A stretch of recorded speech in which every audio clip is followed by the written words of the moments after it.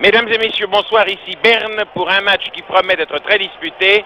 Union soviétique à la gauche de votre écran, maillot foncé, contre États-Unis à la droite de votre écran, maillot très clair. Les États-Unis qui l'année dernière n'avaient pas joué en poule A, mais qui étaient allés gagner leur qualification pour cette poule A en Roumanie, dans la poule B qu'ils avaient gagnée, les États-Unis ont causé la surprise du tournoi, la première surprise avant-hier lorsqu'ils ont battu l'équipe tchèque par 5-1. Et si ensuite ils se sont inclinés devant les Suédois, alors que pendant ce temps les Russes remportaient 2 victoires, ils ont donné l'impression d'être des bagarreurs extraordinaires, les Américains, de foncer d'un bout à l'autre. Et déjà vous voyez dès le début, sur leur aile droite, les États-Unis pressent les Soviétiques sur leur but. Les Soviétiques qui sont depuis 6 ou 7 ans les champions du monde et qui cette année présentent une équipe sans grand changement par rapport à l'année dernière. Vous retrouverez des noms très connus, Ragoulin, Romichevski, Starchinov, Maltsev, Tirkov, qui depuis Grenoble sont au sommet du hockey. Et Konovalenko, le gardien de but qui vient de dégager, tandis que les Américains continuent à tirer au but. Et vous voyez, à nouveau un tir, et Konovalenko a dû tomber, détourner du patin gauche, le palais vers la droite. Les Américains foncent au maximum, les Russes repartent, la passe n'est pas très assurée, Mikulov n'a pas bien réceptionné le palais. Tire sur le gardien de but américain Wetzel, qui est l'un des meilleurs gardiens de but du monde. Passe mal reçue par les Américains et à nouveau Mikulov sur la droite revient derrière, passe en avant à Firsov, le célèbre Firsov, l'homme qui fait de la dentelle. Petite bagarre, il y échappe à Petrov.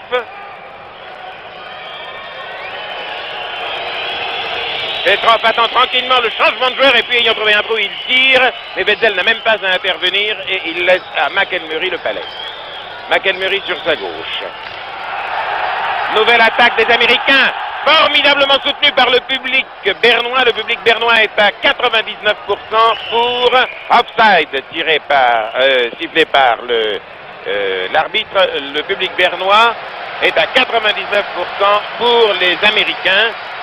Berne est une ville, comment peut-on dire, sans manquer de courtoisie aux autres qui nous reçoivent si gentiment, disons que Berne est une ville particulièrement bourgeoise et que les gens qui viennent de l'Est n'y sont pas en principe les très bienvenus. Encore que pour le sport, ce que nous voulons voir, c'est du très beau sport, du hockey de classe, et il est possible que nous envoyions.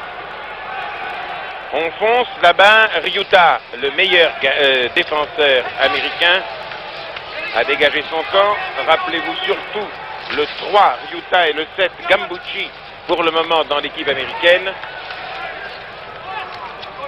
Le 3 Ryuta à l'arrière, le 7 Gambucci, l'un des 9 avant.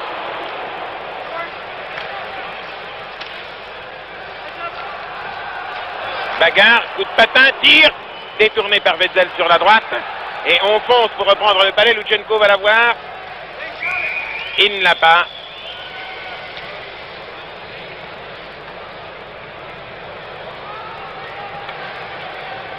Ce qui transforme toute l'affaire en dégagement interdit. Et on va engager à la droite de votre écran, c'est-à-dire devant les buts américains. On joue depuis 2 minutes 15.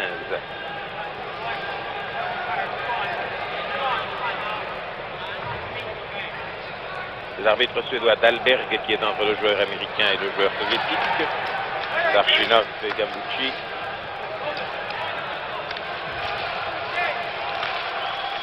Les Russes tirent. Le gardien américain est à la parade. Il est très très précis.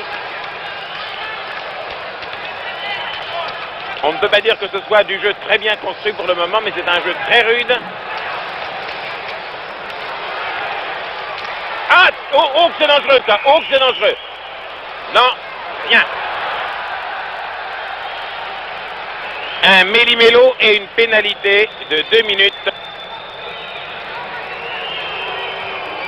Pour le 11 américain, ou pour le 10 américain, je ne vois pas bien ici. Pour le 15 américain, Shihai, 2 minutes de prison. Pour interférence. Interference, le mot anglais qu'il vaut mieux traduire, malgré le règlement, par obstruction. Le règlement du hockey international est rédigé en anglais, la traduction en langue française n'est pas toujours parfaite et on emploie des anglicismes qu'il vaut mieux éviter d'employer. Obstruction, cela vaut mieux qu'interférence, me semble-t-il. Toujours est-il que le résultat est là.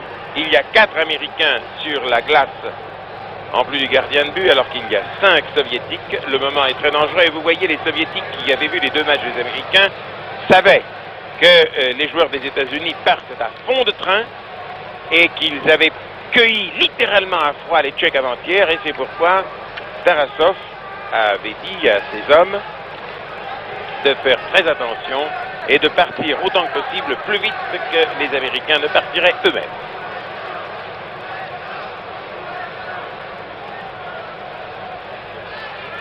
Pendant la première minute, les Américains ont dominé, mais aussitôt d'après, les Russes se sont pris.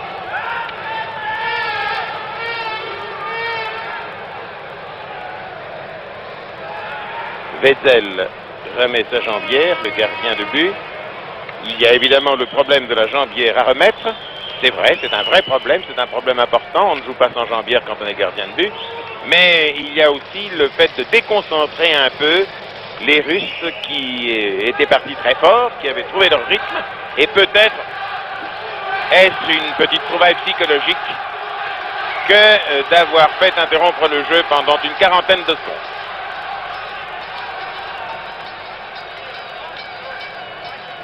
Cinq Russes sur la glace, en maillot foncé, 4 Américains seulement. Tir de Luchenko. À droite. À nouveau le palais chez les Russes. Firsov à gauche. Les Américains interviennent. Folkman fait tomber Firsov. Luchenko. Amaltsev le 10. Mais les Américains dégagent.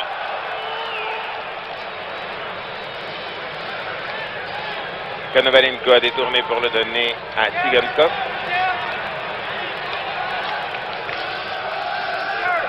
Firsov, encore une fois, terriblement rapide sur le palais.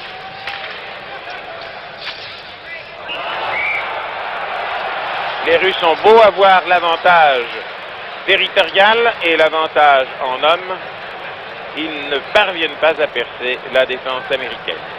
Pour le moment, leur homme est en prison, les Américains, depuis 50 secondes environ.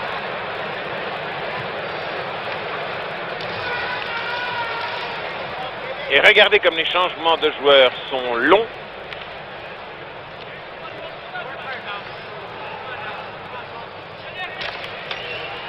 Je vous dirais que les Tchécoslovaques ont obtenu aujourd'hui leur première victoire. Beau tir, russe, battant par 9-1 l'Allemagne fédérale, ce qui a relancé le tournoi après les 2 défaites tchécoslovaques. Il tire Kouskine ou non? Il tire, mais le palais est dévié. Tous les Soviétiques au-delà de la ligne bleue, tous dans la zone de défense des Américains.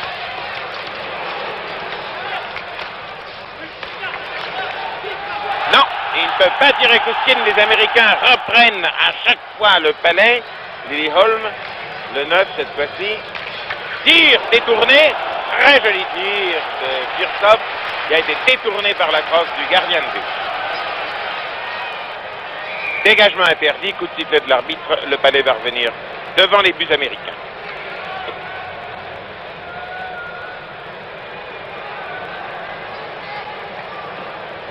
Et les Russes, remarquez que c'est tout à fait à noter, 5 Russes ne peuvent pas, pour le moment tout au moins, entrer de but aux Américains qui sont à 4.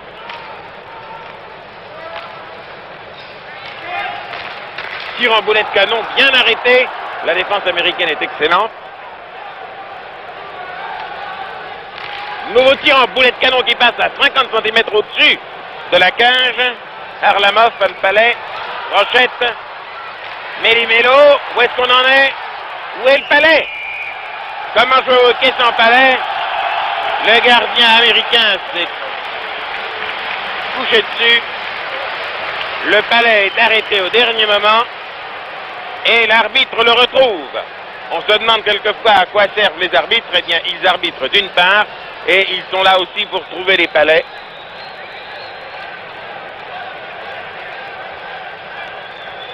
Ils ont d'ailleurs, pour retrouver les palais, beaucoup d'entraînement.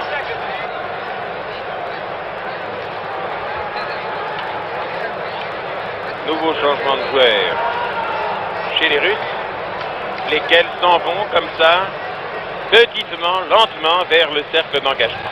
Ils ne se pressent pas.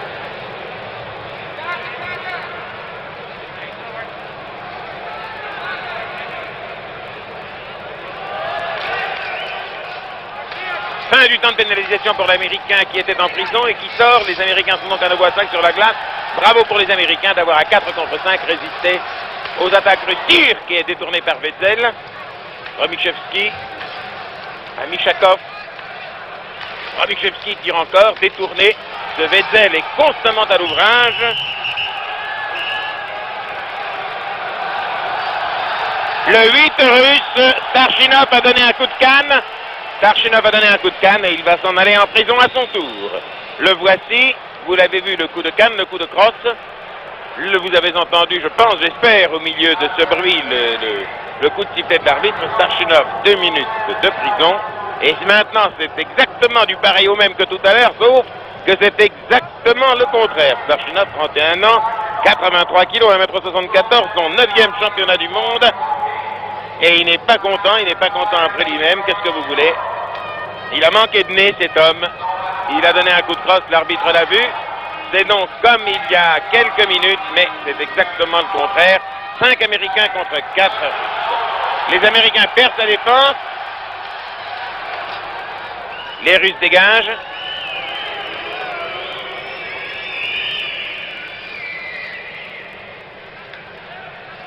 À nouveau, un dégagement interdit. Le palais ayant traversé la ligne de but de l'équipe à la défense.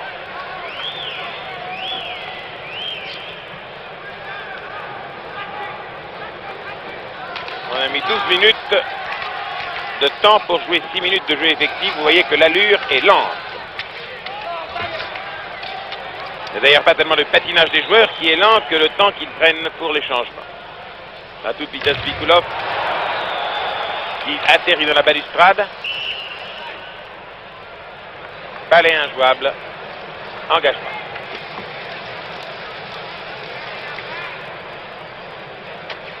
Et comme c'est un Russe qui essayait exprès de bloquer là-bas le palais au fond du camp, l'engagement a lieu à 1 mètre en avant ou en arrière, plutôt, puisque c'est dans ce sens-là, de la ligne de défense des Américains. De dos Petrov.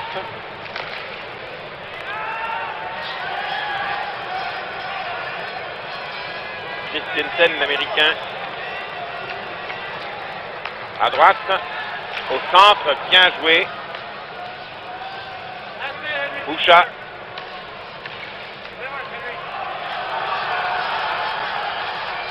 Attaque américaine qui progresse mètre par mètre.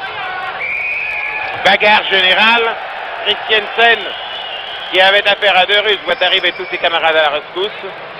Ce match entre les Américains et les Russes est un match qui promet d'être très disputé et peut-être sévère jusqu'au bout de la rencontre. Engagement cette fois-ci à la gauche du gardien de but soviétique. 5 Américains contre 4 Russes. Davidov dégage sur la droite. À Mikhailov qui porte le 13. C'est la seule équipe, l'équipe soviétique, où il y est un 13. Konik, le 19. L'un des arrières américains qui lance en avant. Gambucci, le 16. À droite. Mon Dieu, que la balustrade est importante dans ce jeu. S'il n'y avait pas la balustrade, on se demande où iraient les joueurs. Boucha prend le palais. Il va le donner à Konik ou à Patrick. Konik. Konik à droite. Patrick a pénétré dans la zone d'attaque, mais son tir n'a rien donné, vous l'avez vu. Gambucci. Oh, c'est dommage! Cette passe à Giga, si Giga avait pu la bloquer, il était seul devant le gardien de but soviétique, c'était sûrement un but. Gambucci a tiré trop fort. Konik. Konik tire sous un angle très difficile, presque parallèlement à la ligne de but, ça ne donne rien. Le jeu est parti maintenant. Mikhailov à droite essaie de dégager son camp, rien à faire. Chihai va tirer au but. Fallait détourner Starchinov. Starchinov essaie de le donner à Kouskin, il n'y a rien à faire. Oh là là là là là là là là, faute! Faute américaine. L'Américain a fichu littéralement le Soviétique en l'air. Il n'y a pas d'autre terme.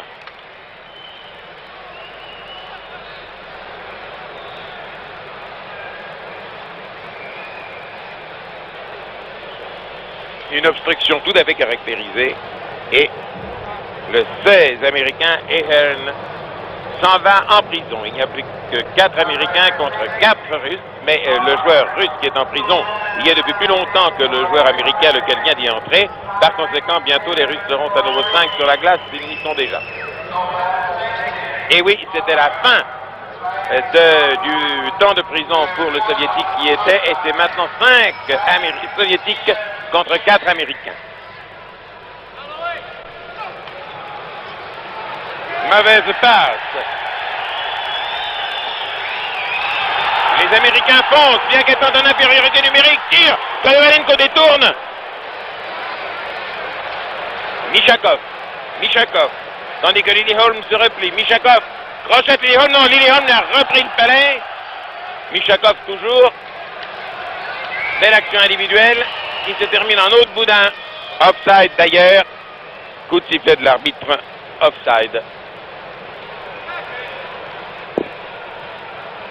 Et c'est un beau match, dur, difficile, bien qu'il n'y ait, après 1, 2, 3, 4, 5, 6, 7, 8 minutes de jeu, encore rien de marqué. Le 12, Volkmann, l'Américain, du Minnesota, 1m80, 84 kg, c'est son deuxième championnat du monde. Les gens crient USA. USA, ils crient USA, toute la salle est pour les Américains. On voit un peu partout des drapeaux. Le Star Spangled Banner, le drapeau américain. Le public voudrait la victoire des Américains. Martinouk. Martinouk, Mishakov. Mishakov perte. Repli de Ross. Que de chute aujourd'hui. Zigankov tire en boulet de canon, mais il y avait tellement de gens. Nouveau tir. Wetzel tombe.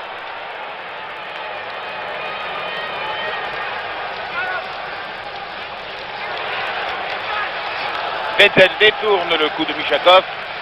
Wetzel est un excellent gardien de but. Petite passe à Zigankov, qui veut dire le petit Tzigane. Martinouk. Là, c'est dangereux. Non, c'est détourné. Tire. Non, c'est encore une fois détourné. Ce Wetzel est formidable. Et en tout cas, cela donne lieu à une bagarre. L'arbitre est obligé d'intervenir. Wetzel en enlève son casque.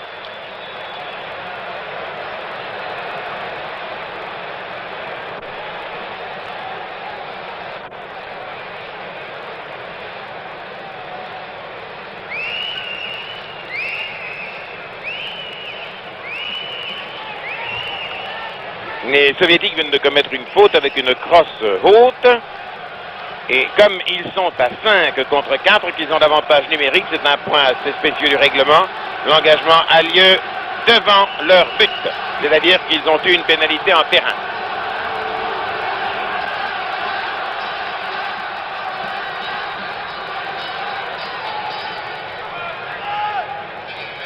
Dans 30 secondes de jeu effectif, l'Américain reviendra sur la glace. Agouline.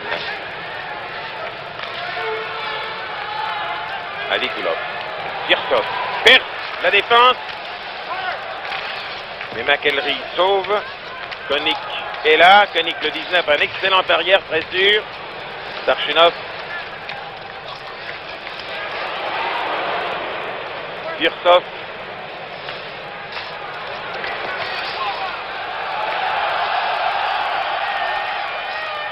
McElmurray, le 2, joue admirablement. La défense américaine joue extraordinairement bien.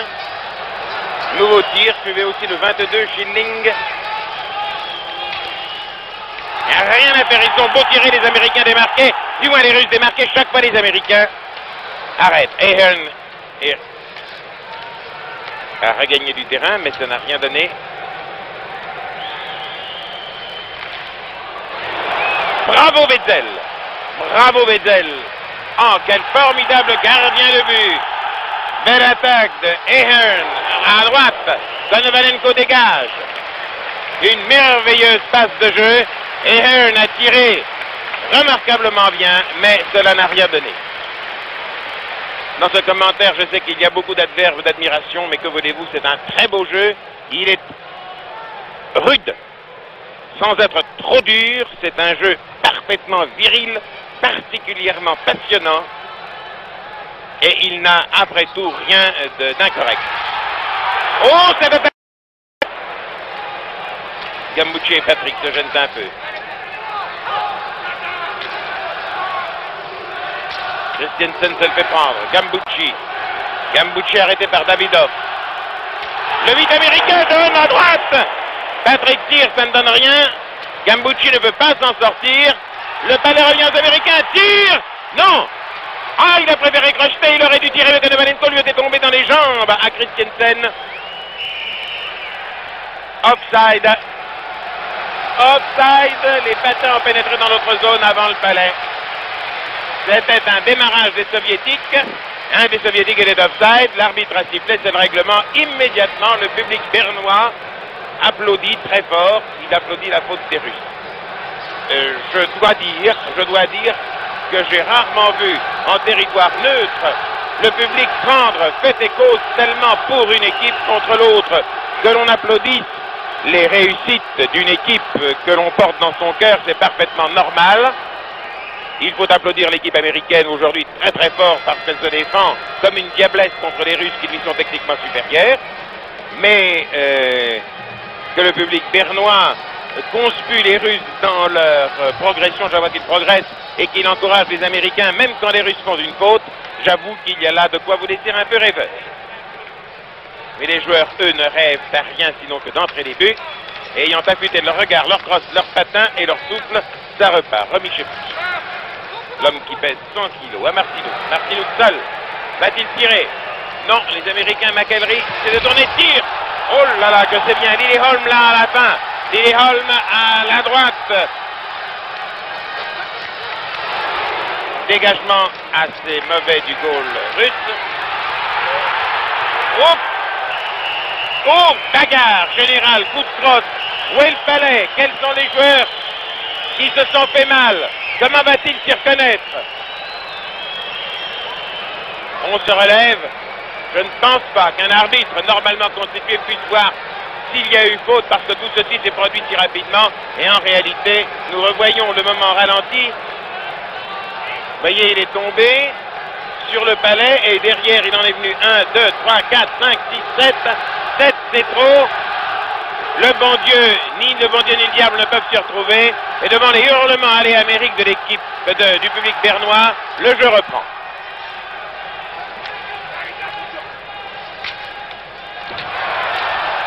Lilleholm, le 9, donne à Bouchat. Bouchat en arrière, d'un coup, retourné, Volkmann a failli marquer le but sans y parvenir. Nouveau tir de McElry, l'arrière en position d'avant. Nouveau tir américain, mais hélas, les tirs américains ne sont pas très bien ajustés. Et là, est-ce que Koenig va tirer? Non, il donne à Lilleholm. Tandis que les Russes repartent par Michakov. Quelle bagarre! Quel jeu! Dégagement interdit.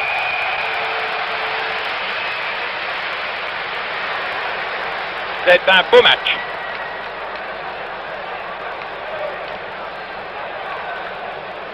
Je vais demander à François Vollner de me donner son opinion.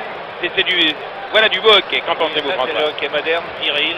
C'est tout à fait le hockey moderne tel qu'il va se jouer maintenant. Donc, c'est que les Américains aillent jusqu'au bout. Voilà, c'est ça le problème. On sait tenir physiquement jusqu'au bout à cette cadence-là, parce que c'est fantastique. François Vollner, ancien arbitre international suisse, ancien contrat à moi de la radio-télévision suisse, et maintenant industriel à Lausanne.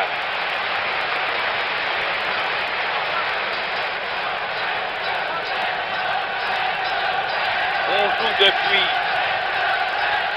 12 minutes, et pour jouer 12 minutes, il a fallu prendre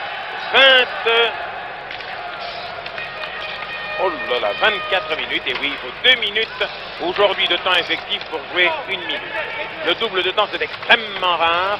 En général, il faut compter 50% en plus, 30 minutes pour en jouer 20. Aujourd'hui, il en faudra sûrement 40 pour en jouer.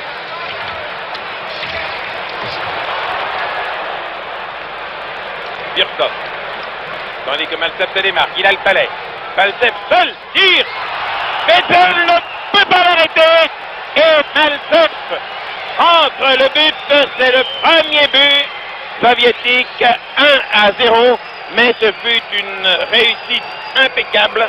Ce fut admirablement bien fait. Regardez. La belle passe. Je vous ai dit qu'il était seul devant le but. Rejette l'arrière. Tire et Vettel ne peut pas l'arrêter.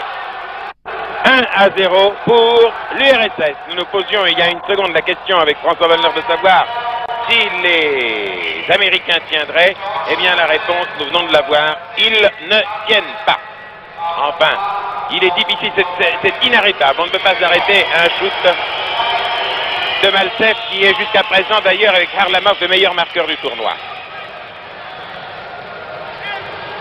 Tiers-temps, cette fois-ci, c'est les Américains qui sont à gauche et les Soviétiques qui sont à droite.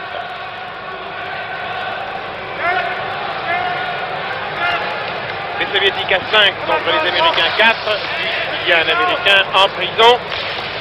Il est allé en prison à la fin de la première période, dont nous vous avons passé environ 13 minutes de jeu effectif. Dégagement interdit. Et l'on va engager à nouveau, tandis que Koenig est en prison. Koenig est en prison. C'est pourquoi les Américains ne seront qu'à 4 sur le terrain au lieu de 5. Engagement tout près des buts de Pushkin. Birkhoff à gauche. Pikulov à Birkhoff à nouveau. Birkhoff tire. Harlamov. Birkhoff à nouveau. Vettel sort, tombe. Pushkin. Lilieholm dégage et Birkhoff n'a d'autre ressource que d'aller le chercher. Non, Konovalenko lui permet de faire 3 mètres de moins et Birkhoff repart.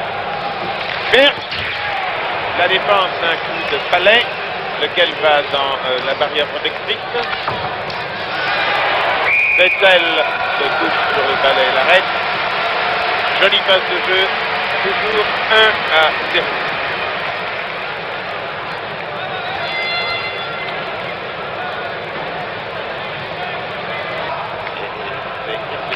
Qui engage.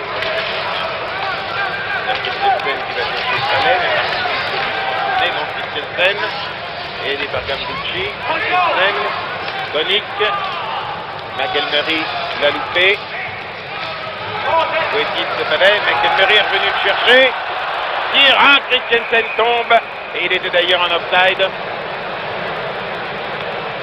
Offside des deux lignes, offside de la ligne rouge. L'offside se passe, comme diraient les spécialistes. Comme disent les spécialistes. Et on engage à nouveau sur le cercle à la droite de Vettel. De dos Starchinov en face de lui Christensen. Les Américains longs, Koenig derrière McElmurray. Koenig se déploie sur la gauche. Tandis que Christensen va au centre. Offside, non. Les Russes se prennent. Starchinov est resté dans sa progression. Tire du 12 qui marque. Et c'est Mishakov qui a marqué le deuxième but. Et là, je crois que les carottes ont commencé de cuire. C'est Mishakov. Voici, nous allons voir comment ça s'est passé. Starchinov, le 8, passe sous les yeux du 17. Patrick le donne à son coéquipier, le 12 Mishakov, lequel bat Vettel qui était sorti sur sa gauche. Il le prend à contre-pied. On joue depuis 2 minutes dans la deuxième période. L'avantage soviétique est de 2-0. Shihai va engager, c'est fait. Schilling le perd pour Kirchhoff.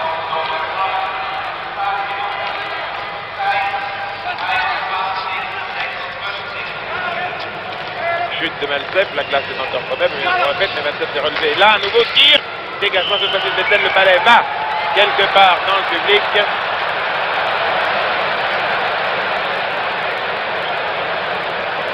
Et c'est un jeune Américain qui a attrapé le palais, un jeune Américain dans le public qui a attrapé le palais avec la main gauche de dos. Malcev, comme je viens de marquer depuis, en face de lui, Shihai. C'est parti.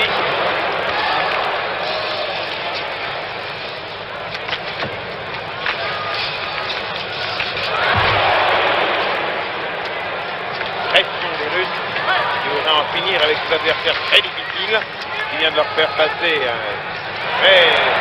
premier tir-temps très malaisé. Lutchenko, qu'on a guère vu sur la glace, a le palais sous le nez de Ragulin. Lutchenko, que l'on connaît mal, ce personnage n'est pas souvent touché. Kirchhoff le parfadet. Schilling, il a dégagé son camp. Ross le regarde faire, il ne parvient pas. Schilling tire, Vettel ne sait plus où donner de la crosse ou donner de la tête. Schilling à gauche à nouveau. Shihai en avant, mais le palais ne fait que rouler.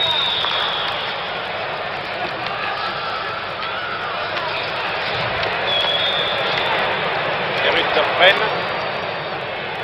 Passe ratée qui se transforme en dégagement interdit. On joue depuis une de 3 minutes 15 secondes dans le deuxième tiers-temps. À l'issue du premier, les Russes qui ont marqué à peu près la 13e minute menés par 1-0. Et vous avez vu, il y a quelques secondes, le deuxième but russe.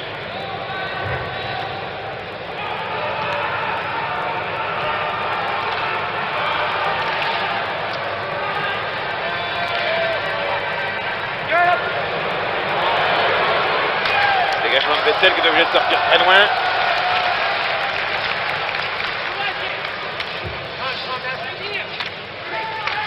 McElry parvient à le dégager, le passe à Koenig.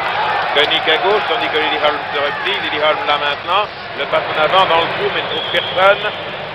Et se transforme à nouveau en dégagement interdit, puisqu'après avoir heurté la balustrade à droite du banc des joueurs, le palais s'est retrouvé derrière la ligne de but. Le jeu revient donc devant le goal américain. Vous avez un beau plan sur les casques, sur la gomme à mâcher. Des Américains qui se disent que les Russes sont un adversaire bien plus difficile, bien plus coriace que les Tchèques ne le furent le premier jour. Holm. Lily Holm centre. Oh là là, il a perdu une belle occasion là. Nouveau, non. Les Russes ont eu cette fois-ci le temps de se replier.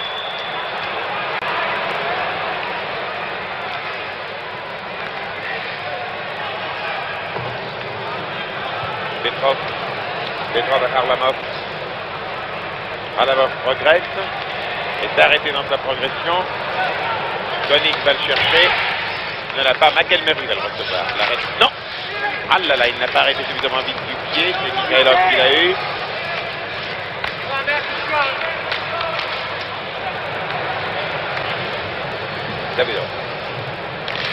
Davidov a devant lui Boucha. Davidov se passe beaucoup Bouchatov. Bouchatov, crochet de Boucha. Le passe à droite. Non, c'est pas le fan qu'il a.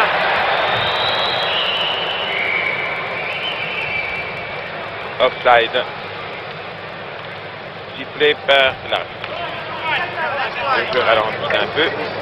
Les Américains, avec 2 buts contre eux, ils ont beaucoup de peine à reprendre du poil de la bête.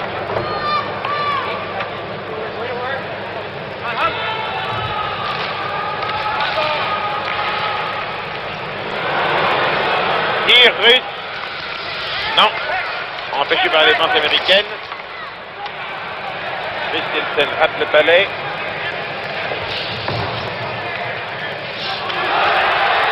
Bien là. Christensen lui-même. Ah, chute, dommage. Est-ce que Tsigankov a gêné Christensen? Est-ce que Tsigankov a gêné Christensen? Christensen qui se tord de douleur.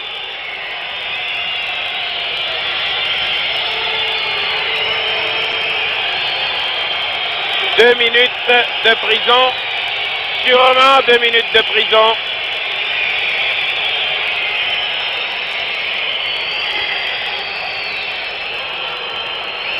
Deux raisons, body check contre la bande. Voilà, regardez-le. Et cross levé, body check contre la bande. Tsigankov en bas en prison. Tsigankov là en prison où on lui met une couverture sur le dos tandis que Christiansen se relève tant bien que mal. Christiansen 1,65 m, c'est le plus petit des joueurs américains, il est d'origine suédoise, 70 kilos, c'est son deuxième championnat du monde. Il semble avoir très mal, mais pas suffisamment mal pour être sorti du terrain.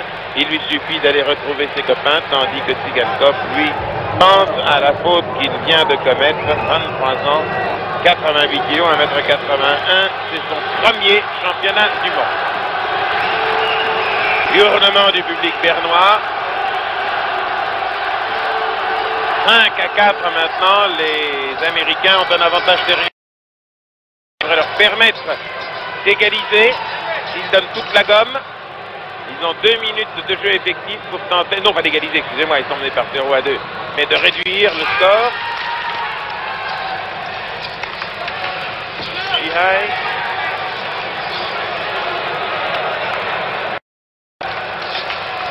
Bien, tir. Oh, que c'était dangereux, que c'était bien joué, mais Konovalenko a joué remarquablement. L'avant en position d'arrière. On fonce.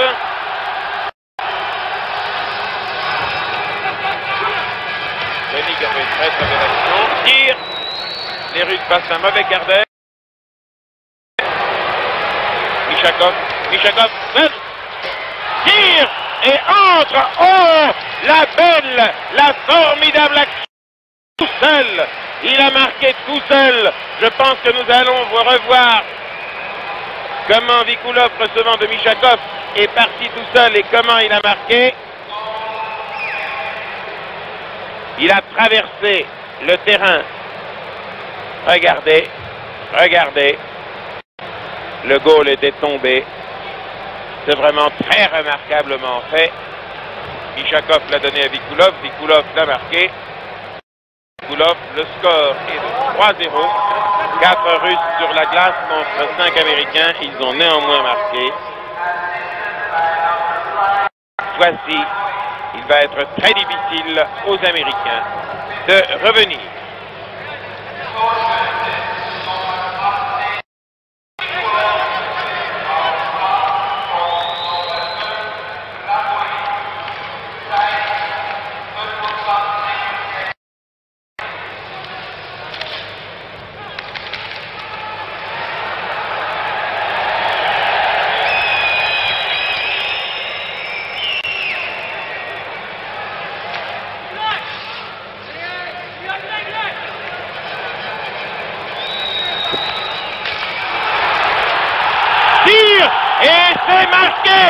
Et c'est marqué. Alors qu'on les croyait battus, les Américains par un match ont réussi à marquer par Shihai le premier but. Ce ne fait plus que 1-3. On a attendu. Est-ce que c'est marqué? Je n'en sais rien. N'en sais rien. Est-il accepté? Je pense que oui. Ça devrait faire 3-1. Oui, le but est accepté. 3-1. Au moment où l'on s'y attendait le moins, les Américains sauvent l'honneur. C'est tout de même, avouez, un curieux jeu que ce jeu de hockey. En 1 minute, 2 buts ont été marqués. Cela fait 3-1.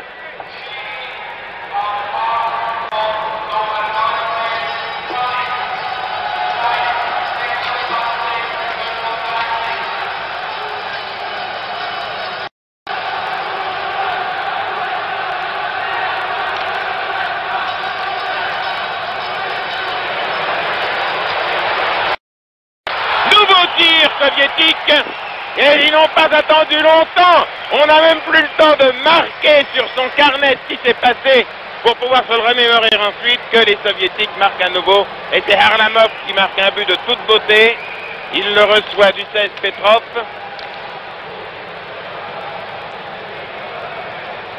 Crochet, Chihai et Vedzel. 4-1. Les Russes ont à nouveau 3 buts d'avance.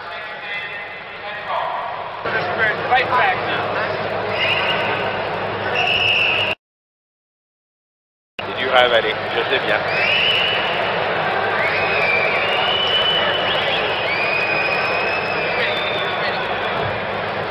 Malsev contre Boucha. Chihai. Boucha. En avant. Lilieholm.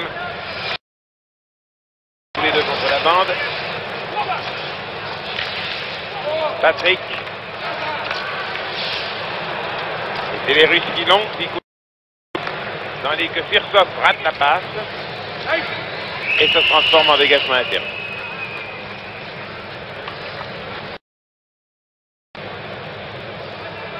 Les Russes ont actuellement leur meilleure ligne d'attaque à mon avis sur la classe, c'est-à-dire Malsev, le 10, Firsov, le 11 et c'est la ligne soviétique que je préfère.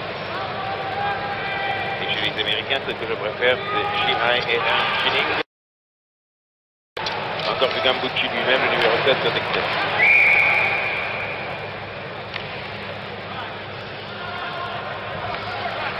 Offside de position. On attend les événements.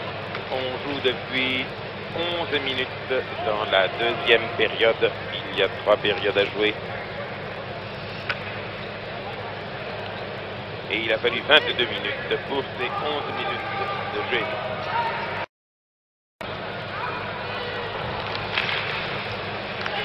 Utah. On a peu vu sur la glace. Face à Koenig, lequel rate la réception. En avant.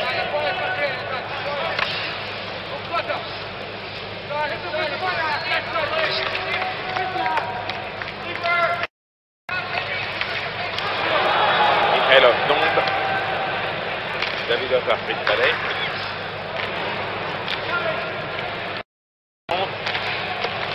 Au 13 démarqué, c'est-à-dire à Mikhailov, qui n'a pas reçu.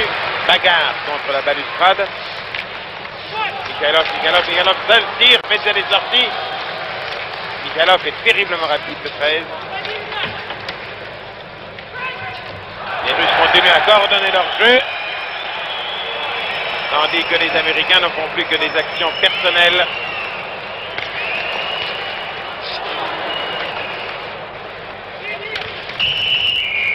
Balai injouable. Il est de la crosse de Koenig. On respire. Les joueurs respirent. On ne peut pas imposer à la partie le rythme formidable qu'elle avait pris au début.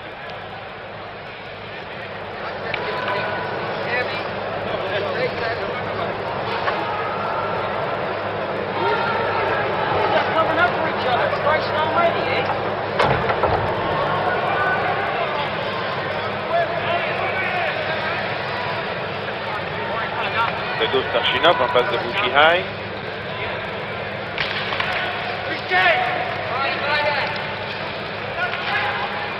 Genkov à droite. Passe mal reçu.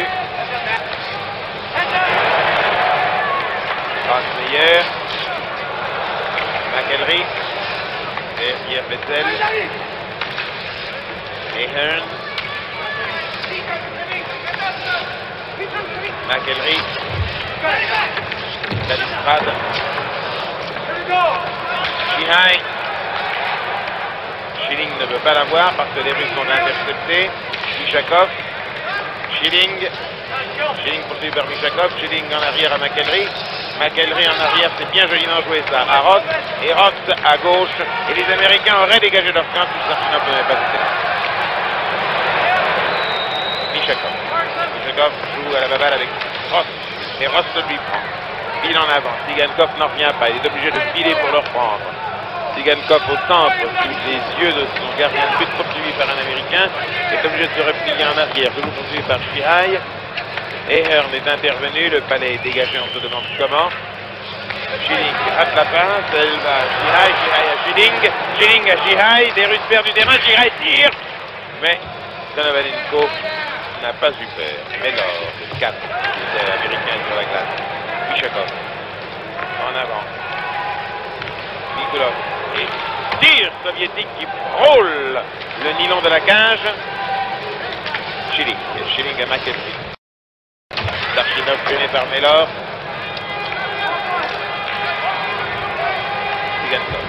Sigankov, en avant, McElry va le chercher.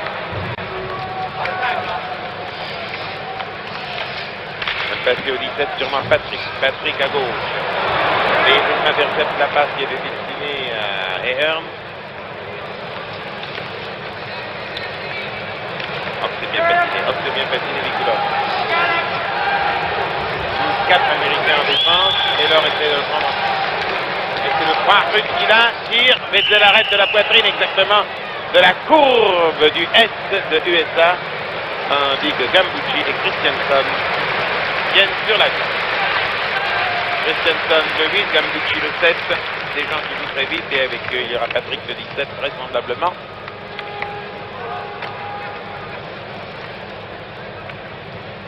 On a encore une belle ligne. Gambucci le 7, Christianson le 8 et Patrick le 17. Il y a 9 avant dans cette équipe. Ils jouent par formation de 3. Les garçons ils peuvent changer. Un arme, hop, par homme. On va changer 3 armes. Kirchhoff. Derrière le but de Wetzel. Là, c'est Luchenko qui va peut-être tirer. Tire effectivement! Mais ne marque pas, Wetzel l'ayant arrêté. Ah, marque ou ne marque pas? À mon avis, oui, à mon avis, il y est. Il y est, tel que je le vois, il y est. Tel que je le vois, il y est. Et cela fait 5 à 1. Le gardien de but accorde-t-il ce but à Luchenko? Il devrait y être. Cela fait 5 à 1. Les Soviétiques, quel que soit le score final, ont définitivement gagné.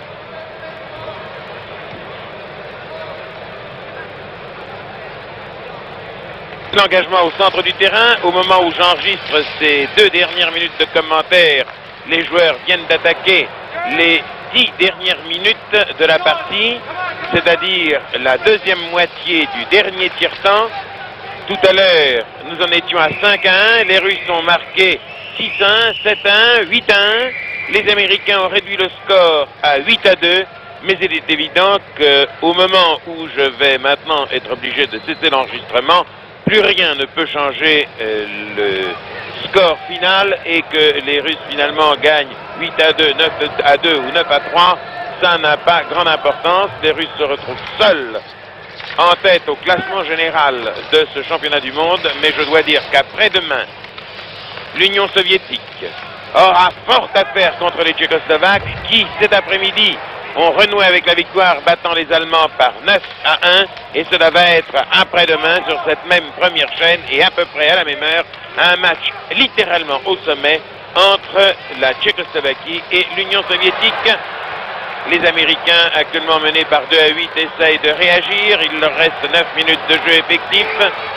C'est beaucoup trop peu pour pouvoir faire quelque chose de très intéressant. Vous voyez que ce jeu devient un peu heurté, un peu difficile. Mais que voulez-vous, nous l'avons souvent dit, le hockey n'est pas un joueur pour les petites filles. C'était en différé de Berne. Le match de hockey sur glace comptant pour les championnats du monde entre l'Union soviétique et les États-Unis. L'Union soviétique gagnant très largement cette rencontre, à moins d'un miracle qui est totalement exclu. Les Américains ne remonteront jamais, dans les quelques minutes qui leur restent, les 6 buts de retard qu'ils ont. C'était à Berne, un reportage de la télévision suisse alémanique avec les commentaires de Léon Straume.